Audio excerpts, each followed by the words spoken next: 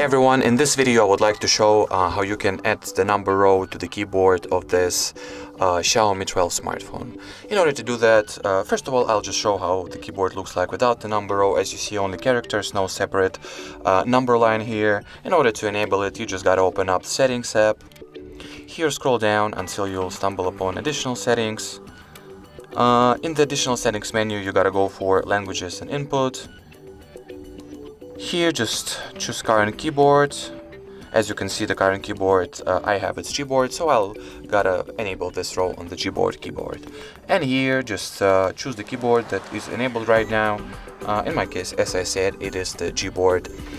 Here you gotta choose preferences and turn on this number row switch.